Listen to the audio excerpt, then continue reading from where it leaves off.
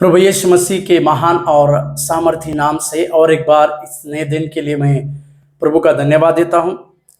Daniel नबी की पत्री उसके 4 अध्याय के 35वें वाक्य की ओर अपने ध्यान को हम आकर्षित करें।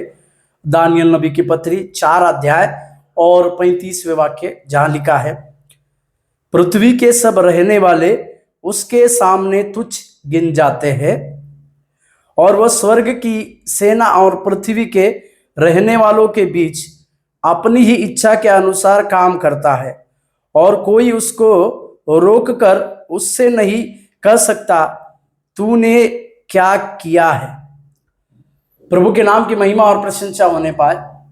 नबूकदनेस्सर राजा के द्वारा गाया हुआ एक स्तुति गान का एक गीत है।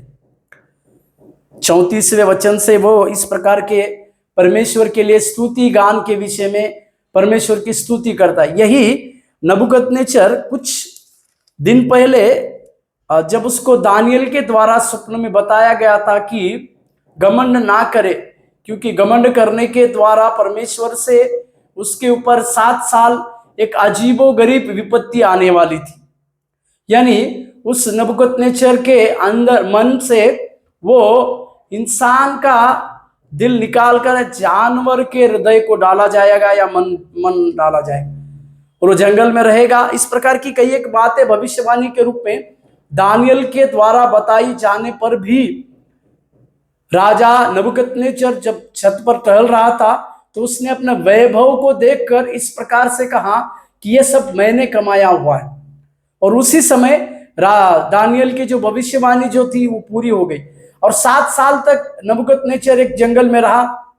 वो घास खाता था, उसके नाखून बढ़ गए। इस प्रकार की बातें होने के बाद जब उसके मन में परमेश्वर को धन्यवाद देने की बात आई, उस समय वो फिर से मनुष्य में आया और उसके बाद उसने परमेश्वर के लिए एक स्तुति का गान लिखा। इसी के लिए वो कहता है कि पृथ्वी के सब रहने वाले परमेश्वर के सामने तुच्छ गिने जाते हैं। मतलब परमेश्वर अपनी कुवत के अनुसार, परमेश्वर अपने घमंड में जो कुछ बातें करता है, मनुष्य जो कुछ घमंड में बातें करता है, वे सारे घमंड को चूर करने वाला परमेश्वर है।